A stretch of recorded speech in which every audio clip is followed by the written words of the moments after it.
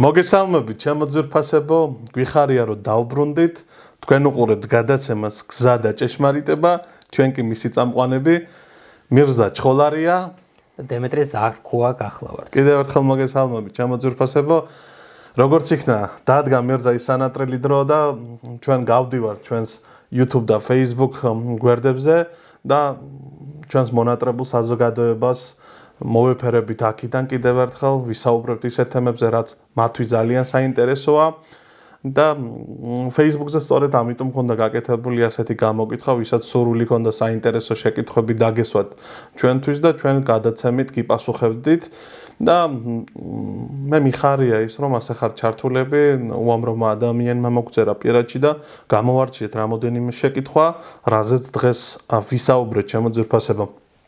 მირზა მოგესალმა კიდევ ერთხელ შენს და უშუალოდ დავიწყოთ ჩვენს ასე ვთქვათ პოდკასტურ კითხვა-პასუხს. მოგესალმებით, მეც კიდევ ერთხელ დიდი სიყვარულით მოვიკითხავ ჩვენს გამომწერებს. მართალია დიდი ხანი არ დაგვიდია გადაცემა და უკვე დავიწყეთ საშემოდგომო სამუშაოები. განვაახლით ჩვენი გადაცემები და დღეს გადავწყვიტეთ, რომ უპასუხოთ ჩვენი გამომწერების შეკითხვებს. ბატონო, აი ესეთი პირველი შეკითხვა არის, უშუალოდ დავიწყოთ უკვე, რომ აი ჩვენს მონატრებულ საზოგადოებას აინტერესებს და საინტერესო შეკითხვებზე პასუხები და პირველი შეკითხვა ასეთი იყო, რატომ ხდება, რომ დღეს ადამიანი ყველაფერზე საუბრობსო და არ საუბრობს და ძალიან იშვიათი არისო საუბარიო სულზეო.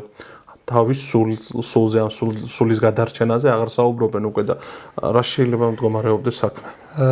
საინტერესო კითხვა ნამდვილად ზოგადად ჩვენ ვიცით მოკლედ ჩამოვაყალიბოთ, რომ ადამიანი, რომელიც შექმნა ღმერთმა, შედგება ხორცისაგან და შედგება სულისაგან. ჩვენს ხორცზე, ჩვენს ხორციელ ცხოვრებაზე სრუნავთ, საუბრობთ ხშირად და ყველაფერს ვაკეთებთ, რომ ამ ცხოვრებაში დავიმკვიდროთ ჩვენი ადგილი. ხოლო სულზე, ანუ სულიერ ცხოვრებაზე, თანამედროვე ცხოვრებაში ძალიან ნაკლებად ვსაუბრობთ, ეს რწმენის ნაკლებობად მივიჩნიოთ, რა თქმა უნდა, ადამიანი თავის ხორცზე უფრო მეტად ზრუნავს, ვიდრე სულზე. მაგალითად, ჩვენ როდესაც შევხვდებით ერთმანეთს, ვეკითხებით, აი როგორ ხარ? და კარგად ვარ, როგორ არ ხარ ოჯახში, ანუ ამ ქვეყნიურ ცხოვრებაზე ვუსვამთ კითხვებს და ვამბობ თუ როგორ ვართ. აი არასოდეს გამიგია, რომ აი შინაგან სამყაროზე საუბრობდნენ და ის სული მდგომარეობაზე. დიახ, ერთი საინტერესო გავიხსენებ საინტერესო რაღაცას. ათონელ მამებს ჰქონდათ ასეთი ჩვევა წესი და შემდეგ ხალხსაც ეუბნებოდნენ და მათ ვის სტუმრობდა, ხშირად იყენებდა ერშიც აი ამ შეკითხვას. და ისინი როდესაც ხვდებოდნენ ერთმანეთს, უსვამდნენ ასეთ კითხვებს, არა როგორ ხარ, როგორ მიდის შენი ლოცვები და როგორ მიდის შენი სულიერი ცხოვრება.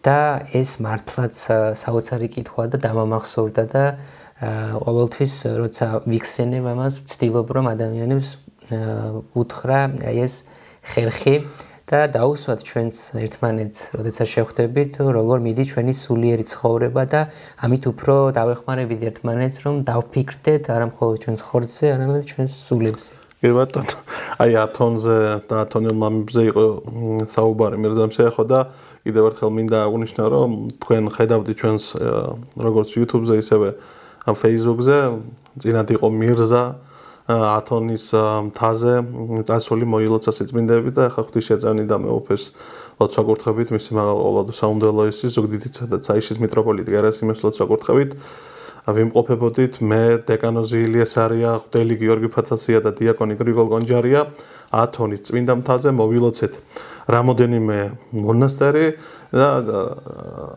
რავი ძალიან მინდოდა იქაური ვიდეოები გადამეღო, იქაური ცხოვრებაზე ვიდეოები გადამეღო და რაღაცა შევძელი ვლოგების სახით 5 ვლოგი მაქვს დადებული ჩვენი მოგზაურობის და ვინცაც ჯერ კიდევ არ გინახავ, შეგიძლიათ ნახოთ ეს ვიდეოები და პატარა შეგიძლიათ YouTube-ზეც ნახოთ.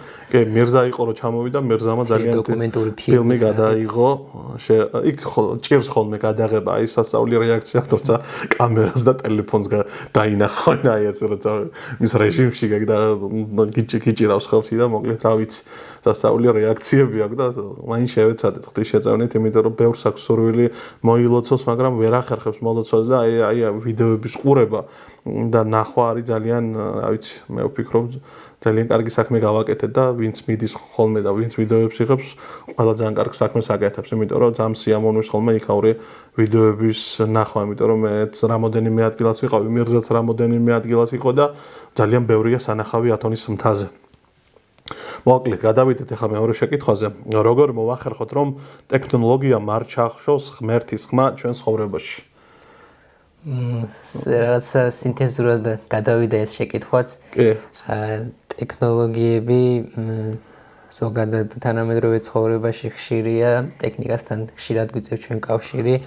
ძალიან მოკლედ ვთქვათ ახლა დიდად არ გავავრცელოთ ჩვენ ეს განვავრცელოთ საუბარი ტექნოლოგიები არსებობს იმისათვის რომ როგორც რაღაცას ვაკეთებთ აი როგორ უნდა გავაკეთოთ ეს ამისთვის გვეხმარება ტექნოლოგიები მაგრამ თავარი ადამიანი უნდა ფიქრობდეს რისთვის აკეთებს ამას აი დემეტრემ აღნიშნა ათონში მოგზაურობის დროს მიქონდა ტელეფონი აპარატი და ცდილობდი გადაგეღო ერთი მხრივ იმ ბერებისთვის იმ მოღვაწეებისთვის ვინც ასე ვთქვათ ვინც მიდის ბერად აღიკვეცება ის ამ ქვეყნისათვის კვდება და როდესაც ის ლოცულობს სულიერი კავშირი აქვს ღმერთთან შენ როდესაც მიდიხარ ჩვენ როდესაც მივდივარ და ვიღებთ ამას ერთგვარი დისკომფორტი ექნება იმ ადამიანსაც იმ მოღვაწესაც მაგრამ ეს იმისთვის კეთდება ეს ლოცვა კურთხევით რა თქმა უნდა იმისთვის კეთდება რომ თანამედროვე ყოფაში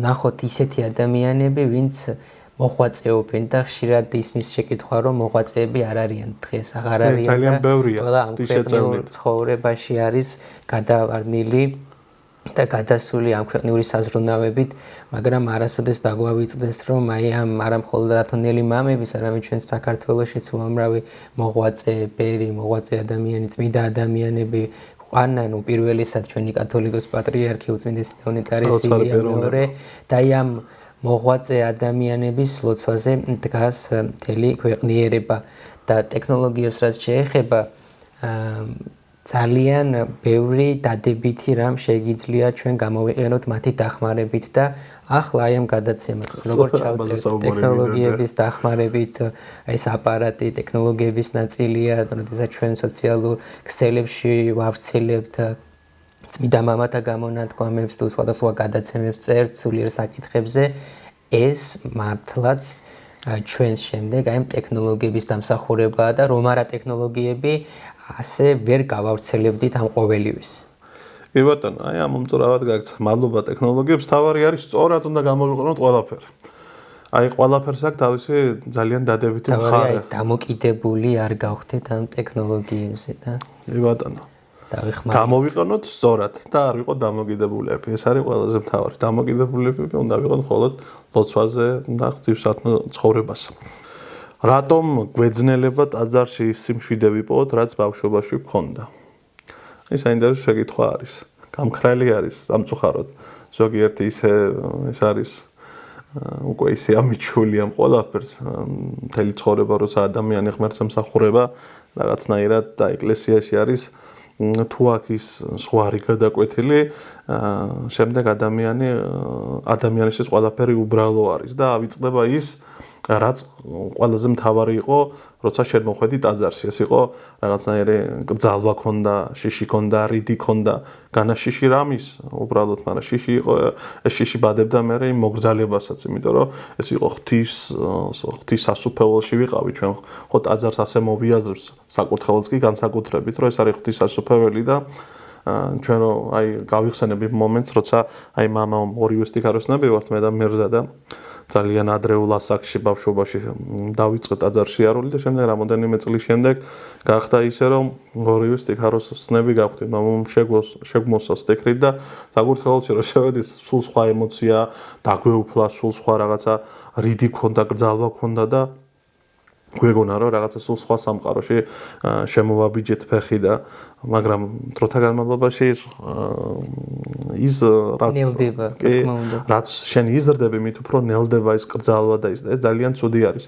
ყოველთვის მამაოც გვეუბნებოდა ხოლმე და ესეც არის ეხლა ვისაც მოსავს, ყოველთვის ეუბნება, რომ ეხლა რაც კრძალვა გაქვს, რიდი გაქვს და ეს სიყვარული გაქვს თუნდაც, ეს სიყვარული არის ყველაფერი, სიყვარულს შობს ეს ყველაფერი და სიყვარული გაქვს, აი ასეთი სიყვარული უნდა გქონდეს საკურთხევლის, ტაძრის მიმართ, ისე უნდა გვიყვარდეს, ისე უნდა ურთულდებოდეს და მაგრამ სამწუხაროდ ადამიანები ეს მანკიერი თვისებები გვაქვს და ვცდილობთ რომ აი რაღაცნაირად გავითავისოთ და დავკარგოთ ის რაც ყველაზე მთავარი არის კრძალვა იმ საყვარელი ადგილისადმი რასაც ღვთისასუფეველი ქვია მაგრამ აი ტაძარში რომ მივდივართ რომ უფალი ვნახოთ იქ და უფალს ვესაუბროთ ანუ ვლოცულობთ რომ უფალს გავესაუბროთ და აი წარმოვიდგინოთ მაგალითად მივდივართ გასაუბრებაზე სამსახურს ვიწყებთ და აი ხორცზე და სულზე ხო ვისაუბრეთ და სამსახურს ვიწყებთ და ჩვენი გამომცდელის წინაშე როცა ვდგავართ როგორი გრძალულებით ვდგავართ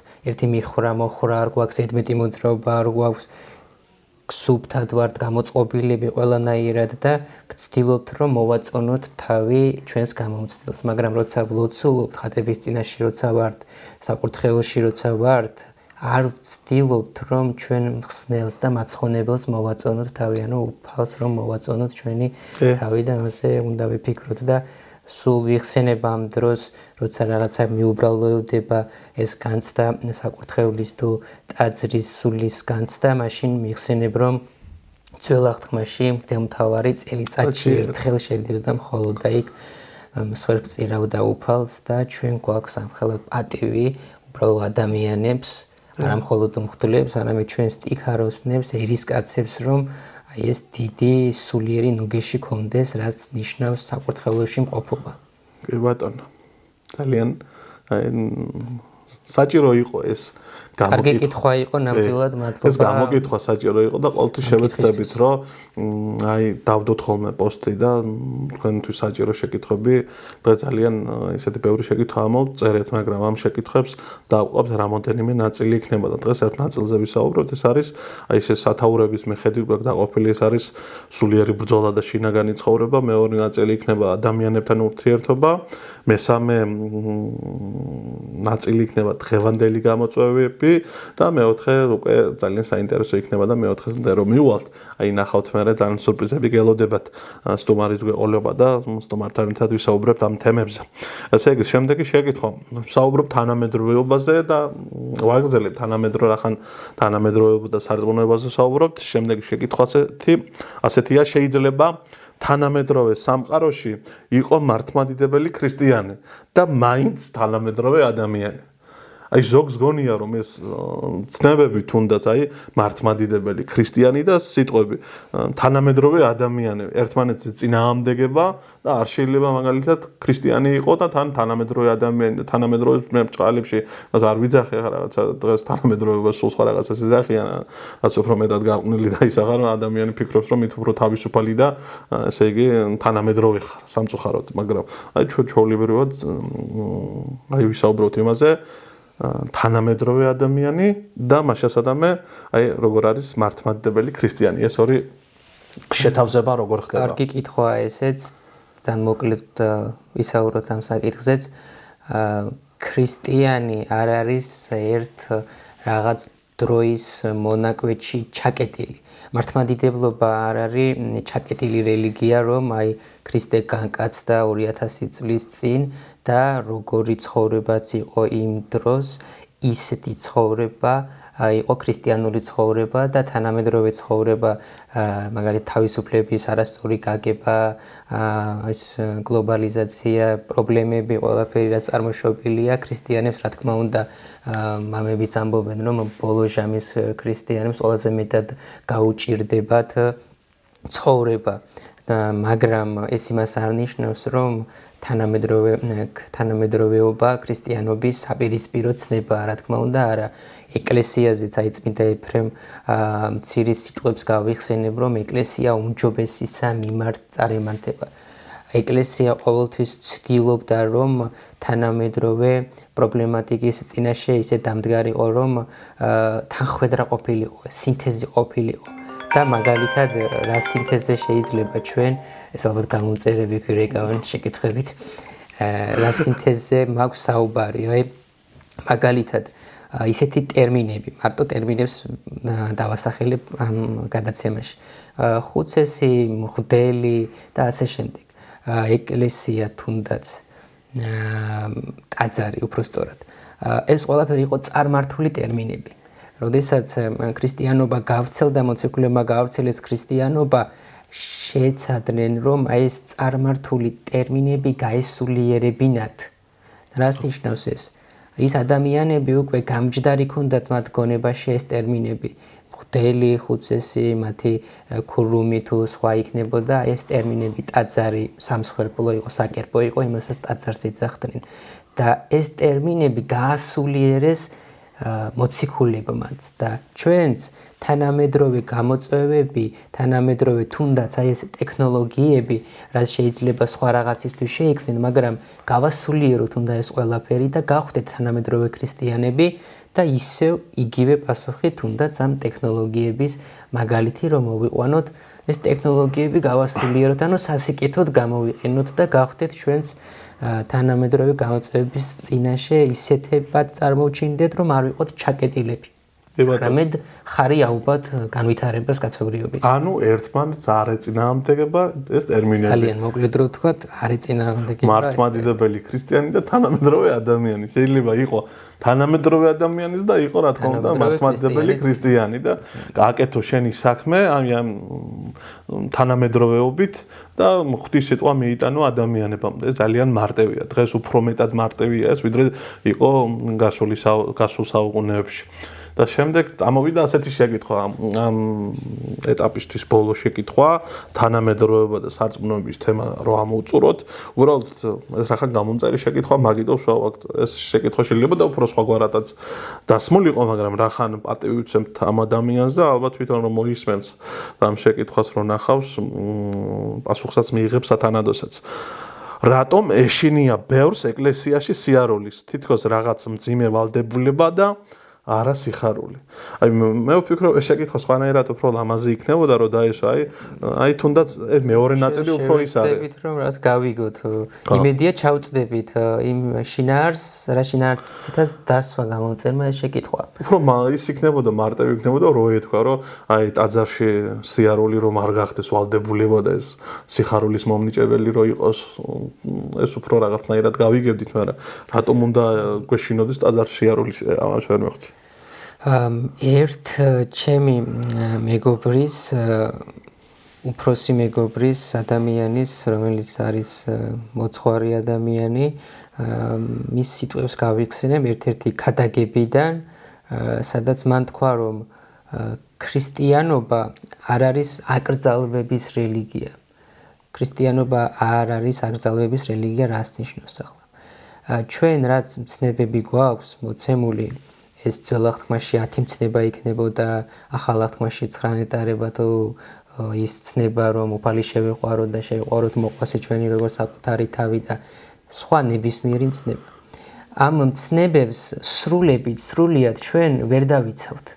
ყოველთვის ამ სინანული გვაქვს ჩვენ ცოდვებში ვარდებით ყოველთვის და ვცდილობთ რომ ჩვენი თავის უკეთესი ვერსია გავხდეთ და დავიცვათ ეს ყოველივე, მაგრამ რისი თქმა მინდა ჩვენ ვერ დავიცავთ ამ ყოველივეს სრულებით. აი მაგალითად ძველ აღთქმაში თუ იყო ნათქვამი არაკაც კლა, ახალ აღთქმაში როგორ სიმაღლეზე აიყვანა ქრისტემ ეს მცნება და როგორ გამოხატა ეს ნება რომ ვინც რისხვით შეხედა ადამიანს, მან უკვე მოკლა ის. ჩვენ ახლა რამდენი ადამიანისთვის რისხვით გაბრაზებულად რისხვით შეგვიხედავს, მაგრამ აქ არის მთავარი უფლისაგან რა არის რომ უფალი იწირავს ჩვენს ამ შესრულებას მცნების კი არა მცდელობას. რომ ადამიანი ყოველთვის ცდილობს რომ დაიცვას ეს მცნება და არ ჩერდება ადამიანი ერთ ადგილას და მცდელობას იწირავს უფალი და როდესაც ადამიანები მოდიან ტაძარში, ხშირად ამბობენ რომ მე არ შემიძლია ვერ დავიცავ მარხვას. ამიტომაც ეკონომია თუნდაც ეს არსებობს იყოს შიშის გამომწვევი, თუნდაც ეს ვალდებულებები. ეს შიშია. ეკლესიაში არსებობს ეკონომია, არსებობს აკრებია და ეკონომია, ამაზე თალგეთ ექნება ჩვენ საუბარი კანონიკური სამართლის მიმართულებით, როდესაც გვექნება გადაცემები და მოძღვარი, როდესაც დაინახავს ამ ადამიანს, ორი კატეგორიის ადამიანია. ერთი, რომელსაც შეუძლია, მაგრამ თავს არიდებს და მე არ შემიძლია და მეორეს მართლა შეიძლება არ შეუძლია, თავიდან დაწყება და მოძღვარი ეკონომიის სახით შეიძლება მინიმალური რაღაც მოსთხოვოს მას და ასეც ხდება ხოლმე ეკლესიაში, რომ აი 4 შაბათ პარასკევს დაიცავს, დიდ მარხვებს არ დაიცავს თავიდან და შემდეგ ნელ-ნელა როცა მიიჩვევა ის ნელ-ნელა განვითარდება სკოლაში ახლა სურვილი რომ დაიცვას სრულად ეს ისეთია რომ 7 წლის ბავშვი დავსვათ მე-11 მე-12 კლასში 7 წლის ბავშვი პირველი კლასიდან უნდა დაიწყოს განვითარება როგორც ქრისტიანი როდესაც მოდის ანბანით იწყებს და ათის საფეხურებს ეს ქრისტიანული ცხოვრება ერთგვარი კიბეა ვერავინ დადგება ბოლო კიბეზე ეგრევე პირველი კიბით იწყება და არ უნდა შეუშინდეს თავარია და საკუთარი თავი დაარწმუნოს რომ ამის გაკეთება შეუძლია. საინტერესო შეკითხვები იყო, საინტერესო პასუხები არის და მიხარია რომ შედგა ჩვენ დავბრუნდით აი ამ ზაფხულის არდადეგების შემდეგ და მადლობა ჩემო ძვირფასო გამომწერებო იხარეთ ქრისტეში. ძალიან გვიყვარხართ. მადლობა რომ უყურებთ ჩვენს გადაცემებს და არ დაგავიწყდეთ ჩვენი როგორც Facebook-ზე, ისე YouTube-ზე ჩვენი არხების გამოწერა და მადლობა რომ ხართ ჩვენს გვერდით. გვიყვარხართ ძალიან. კარგად ბრძანდებოდეთ მომავალ შეხვედრამდე.